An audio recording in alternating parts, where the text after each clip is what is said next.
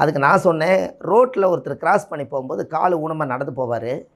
அந்த கால் ஊனமாக நடந்து போகிறது அவரோட வீட்டில் அவங்களோட செஞ்ச உள்வினை கர்மா. அதனால் அவருக்கு ஆண்டவன் அந்த தண்டனை கொடுத்து அவர் கால் நடந்து போகிறார். அது எதுக்காக போகிறாருன்னா, அவரை நீங்கள் கால் ஊனமாக நடந்து போயிட்டு இருக்கிறத நீங்கள் பார்க்கும்போது உங்கள் கால் நல்லா இருக்குது பார்த்தீங்களா, அதுக்கு எக்ஸாம்பிளுக்கு அவரை விட நீங்கள் நல்லா இருக்கிறீங்கன்னு உணர்த்துறதுக்காகத்தாங்க ஐயா அவர் நடந்து போகிறாருன்னு சொன்னேன். அப்போ சொன்னோன்னே, ஐயோ நீங்கள் என்ன டிஃப்ரெண்ட்டாக யோசிக்கிறீங்க அப்படின்னாரு. ஆமாங்க ஐயா, உண்மை அதுதான். அவரோட பூர்வ ஜென்மத்தினுடைய கர்மா அந்த வேலை செய்து அவர் அந்த தண்டனை அனுபவிக்கணுங்கிறதுக்காக ஒரு கால அளவு கடவுள் கொடுத்துருப்பாரு. நீ செஞ்ச பாவத்துக்கு ஒரு பரிகாரமாக நீ சாட்சி இத்தனை ஸ்டெப்பு எடுத்து வச்சு 1 கோடி ஸ்டெப் எடுத்து வைக்கணும், உலகம் பூரா சுற்றி. நீ செஞ்ச பாவத்துக்கு ஊரெல்லாம் சுற்றி வந்து அது ஊனமாக இருக்கிறத காமிக்கிறத உலகத்துக்கு எடுத்துக்காட்டாகவும் உன்னுடைய கர்மாவும் நீ தீர்த்துக்கிற. அதுக்காக காலை ஊனமாக படிச்சுக்கிறாங்க ஐயா, நீங்கள் அவரை பற்றி எதுவும் தப்பாக நினச்சிக்காதீங்க, நம்ம நல்லா இருக்கிறோம் அப்படிங்கிறத சொன்னோன்னே அவருக்கு கொஞ்சம் டிஃப்ரெண்ட்டாக யோசிக்கிறாரு. அதனால் அரிசி பேங்கு ஏதாவது ட்ரஸ்ட்டு வைக்கிறீங்களான்னு கேட்டால், நான் அரிசி பேங்க் ஒன்று ஆரம்பிக்கிறேங்க ஐயா அப்படின்னு. அது என்னங்க ஐயா அரிசி பேங்கு? ஆமாங்க ஐயா, பேரே அரிசி பேங்கு அப்படின்னு. அப்படின்னா நீங்கள் யாராவது 1 கிலோ அரிசி, 5 கிலோ அரிசி, 10 கிலோ அரிசி கொடுத்தீங்கன்னா, வணக்கம்மா, வணக்கங்கம்மா, அரிசி பேங்க் ஆரம்பிக்கலாம் அப்படின்னு. எதுக்கு அரிசி பேங்க் ஆரம்பிக்கிறதுன்னு கேட்டிங்கன்னா, 5000, 10,000, 50,000 கேட்டால் யாரும் மக்கள் கொடுக்க மாட்டாங்க.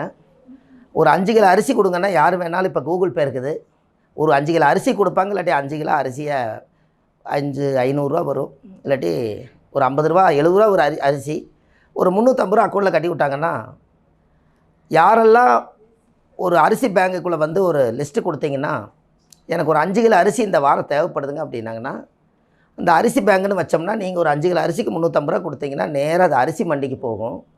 அந்த அரிசி மண்டியிலேருந்து 5 கிலோ எடுத்து அவங்க டோர் டெலிவரி ஆகி யார் வீட்டில் அரிசி இல்லையோ அவங்களுக்கு 5 கிலோ அரிசி போயிடும். அதுக்காக ஒரு பேங்க் ஆரம்பிக்கிறேங்க, அரிசி பேங்க். அது வந்து அரிசி வறுமை இல்லாமல் வாழ்கிறதுக்கு அரிசி பேங்க் வேணும். அதுதான் நான் இதுக்கு நிறைய செய்ய சொல்லிகிட்டு இருந்தேன். கொஞ்சம் வித்தியாசமாக இருக்குதுங்க அப்படின்னாரு. தர்மம் செய்யணும் அப்படிங்கிற. அப்போ தர்மம் தலை காக்குன்னு சொன்னாங்கல்லங்க ஐயா. தலை காக்குன்னா தலையைத்தானே காக்குது. இதுக்குள்ளே தானே மூளை இருக்குது, இதுக்குள்ளே தானே அறிவு இருக்குது. அதனால் தர்மம் தலை காக்கும். இது இல்லைன்னா முண்டை வேலை செய்யாதல்லங்க ஐயா. அதனால் அந்த முன்னோர்களை சொல்லி வச்சாங்க, அது தர்மத்தை நம்ம செய்வோமே அப்படிங்கிறக்காக அந்த அரிசி பேங்க் சொல்லிச்சு.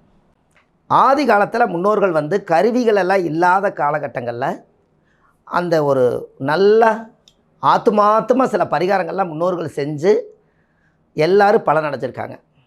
அதுக்கு உதாரணம் என்னென்னு கேட்டிங்கன்னா, நவகிரகங்கள் அவங்களோடவே வாழ்ந்துருக்குது. எல்லா வீட்லேயுமே ராகி, சோளம், கம்பு, கேழ்வரகு, மக்காணி சோளம், இந்த மாதிரி 9 நவதானியம் அவங்க வீட்டில் வச்சு ஒவ்வொரு நாளும் ஒவ்வொரு சாப்பாடு சாப்பிட்டு அவங்களே நவகிரகங்களை இயக்கியிருக்காங்க.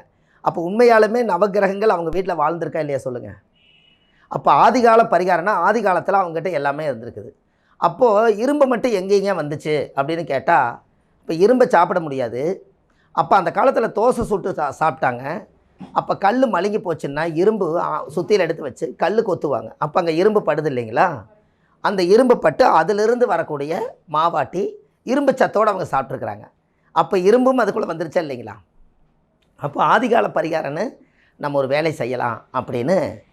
இப்போது ஒருத்தருக்கு யாராவது ஃபைல்ஸ் இருக்குதுன்னு வைங்களேன், இந்த ஃபைல்ஸுக்கு வந்து துத்து இலையை சாப்பிட்டு பார்த்தாங்க, குணமாகலை.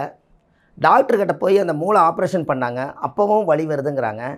அப்போ கடவுள் தான் இன்றைக்கி காப்பாற்றணும். அவருக்கு ஒவ்வொரு நாளும் வலி ஜாஸ்தியாக இருக்குது. இப்போ இந்த இடத்துல ஜோசியர்கிட்ட வந்து அவங்க கேட்குறாங்க, ஐயா எனக்கு வந்து ஆதி மூளை, உள் மூளை, வெளி மூளைன்னு ஒன்று சொல்லுது. ஆசன வாயுவிலேருந்து எனக்கு வந்து ரொம்ப வலி ஜாஸ்தியாக இருக்குது, என்னால் உட்கார முடியல, நகர்ந்து தான் உட்கார்றேன். இதுக்கு ஏதாவது ஒரு ரெமடியாக இல்லைங்களா, நான் சொன்ன பக்கமெல்லாம் வைத்தியம் பார்த்துட்டேன், இதுக்கு ஏதாவது ஒரு பரிகாரம் சொல்லுங்கன்னாங்க. நான் என்ன சொன்னேன்னா, ஒரு சிவ ஆலயத்தில் போய் அபிஷேகம் பண்ணாங்கன்னா, அந்த சாமிக்கு அபிஷேகம் பண்ண அந்த கழிவு போய் அந்த கூம்பு வழியாக வெளியில் வரும் இல்லைங்களா, அந்த தீர்த்தத்தை ஒரு 8 நாளைக்கு வாங்கி குடிச்சிக்கிட்டே இருங்க. அந்த கடவுள் சக்தியால் உங்களுக்கு அந்த ஃபைல்ஸ் குணமாயிருன்னு சொன்னேன். அவர் 4 நாள் தான் குடித்தாருங்க, அந்த வலி நின்றுச்சு. புரிஞ்சுங்களா ஐயா. அது எப்படி எடுத்தோம் சொல்லுங்கள். அது நீங்கள் தெரிஞ்சுக்கணுமல்ல. பரிகாரம் சொல்லிட்டேன், அதுக்கு உதாரணம் தெரியணுமல்ல உங்களுக்கு. அப்போது ஹோமு பரிகாரம். அப்போ வெளியில் கழிவு வருது இல்லைங்களா, அங்கே போய் இந்த சாமியோட பவரெல்லாம் அங்கே டெபாசிட் ஆகி அங்கே வெளியில் வருது. அதை குடிங்க, கடவுள் சக்தியில் நல்லா போயிடும்னு சொன்னோம். ஒரு 4 நாள் குடித்தார், அவருக்கு வலி குறைஞ்சிருச்சு. இது ஏன் அப்படின்னு கேட்டிங்கன்னா, நம்ம உடம்புல இருந்து வெளியில் வரக்கூடிய கழிவு பின்பக்கமாக இருக்குது. அப்போது அவருக்கு வந்து சாமியோட கழிவு பின்பக்கமாக இருக்குது. அங்கே தான் சாமியோட கடவுள் சக்தி இருக்குது.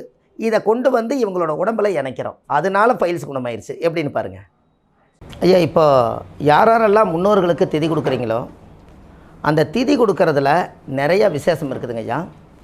அதை பற்றி நம்ம கொஞ்சம் பேசுவோம். இந்த முன்னோர்களுக்கு நீங்கள் திதி கொடுக்கறதுல ஆற்றுல, குளத்தில், கரையில் இந்த மாதிரி இடத்துக்களை தான் முன்னோர்களுக்கு திதி கொடுப்பாங்க. ஆனால் அதுக்கு முன்னாடி உள்ள காலத்தில் எங்கே திதி கொடுத்தாங்கன்னு உங்களுக்கு தெரியுங்களா?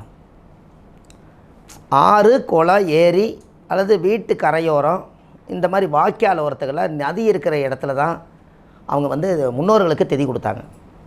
ஆனால் அதுக்கு மூதாதிகள் ஒரு 1000 வருஷத்துக்கு முன்னாடி திதி எங்கே கொடுத்தாங்கன்னு தெரியுங்களா? எருக்களஞ்செடிங்க. சரிங்கம்மா. அப்பா அவ்வளோ தூரம் போயிட்டீங்க. அதான் வீட்டில் தான் கொடுத்துருக்காங்க. வீட்டில் கொஞ்சம் தள்ளி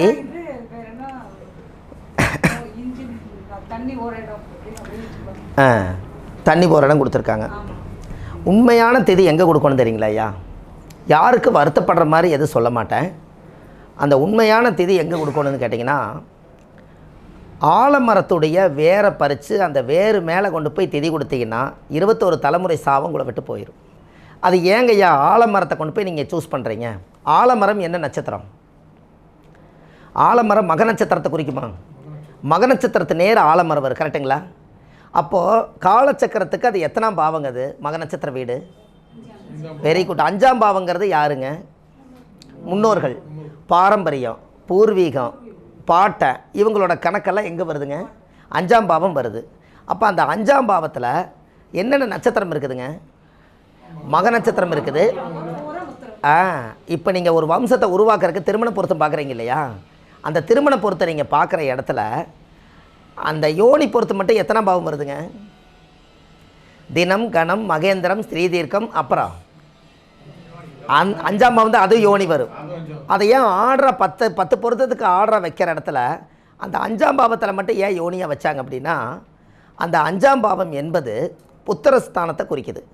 அப்போ குழந்தையை உருவாக்கணும் அப்படின்னு சொன்னால் மக நட்சத்திரம் வந்து ஆண்நிலையாகவும் பூர நட்சத்திரம் வந்து பெண்ணெலியாகவும் அதிகமாக இனப்பெருக்கம் உருவாகக்கூடியது 16 நாளைக்கு ஒருக்கா குட்டி போடுறது எலி மட்டும்தான். அதனால தான் அங்கே வந்து அதிகமான இனப்பெருக்கம் இருக்கிறதுனால தான் 5ஆம் பாவம் யோனின்னு வச்சு அதன் மூலியமாக குழந்தைய உற்பத்தியாகி கொண்டு வந்திருக்காங்க. புரியுதுங்களா ஐயா? அதானே? அப்போது அந்த 5ஆம் பாவத்துக்குள்ளே அந்த மக நட்சத்திரங்கிற ஆலமரம் அங்கே இருக்குது. அப்போ அந்த பூர்வீகத்தினுள்ள முன்னோர்கள் எல்லாம் பிறந்து காலமாயிட்டாங்கன்னா ஆலமரம் போல் தலைக்கணுன்னு சொல்லித்தானே அவங்க வாழ்த்துவாங்க. ஆள் போல் தலைச்சு அருகு போல் வேரூன்றி அப்படித்தானே அந்த காலத்தில் வாழ்த்துறாங்க. அப்போ அந்த ஆலமரத்திட்ட கொடுக்கும்போது நீங்கள் அந்த பிண்டத்தை கொண்டு போய் வேரை பறித்து அந்த வேறு கட்ட பிராமணரை கூட்டிகிட்டு போய் தர்ப்பப்பில் வராதுக்கு முன்னாடி அந்த ஆலமர வேரில் கொண்டு போய் நீங்கள் எத்தனை பிண்டம் கொடுக்குறீங்களோ அத்தனை பிண்டத்தையும் அந்த மக நட்சத்திர வழியாக மேலே பூலோகத்துக்கு போய் கேதுங்கிறது மோட்சத்துக்கு போய் அடுத்த பிறவி உருவாகுது. எப்படி? அப்போ அது யோனி தானுங்க ஐயா. அப்போ ஒரு உற்பத்தி ஆகணும்னா ஒரு குழந்தை பாக்கியமே இல்லாமல் இருக்கிறவங்களுக்கு யாரோ ஒருத்தர் மக நட்சத்திரம் பூர நட்சத்திரக்காரர் 2 பேர்த்திக்கும் அவங்க வீட்டில் போய் குழந்தை இல்லாதவங்க ஒரு நாள் அவங்க வீட்டில் தங்கி விருந்து சாப்பிட்டுட்டு அவங்க ஆசீர்வாதம் வாங்கிட்டு வந்தாங்கன்னா இவங்களுக்கு கரு உருவாகும். ஏன்னா இவங்க 2 பேர் தானே ஆண்நிலையும் பெண்ணிலையாக வருது. இனப்பெருக்கம் எங்கே இருக்குது? அப்போ மக நட்சத்திரமும் பூர நட்சத்திரமும் 2 பேரும் சேர்ந்து அந்த இனப்பெருக்கத்தை உருவாக்குனதே அங்கே தான் வருது.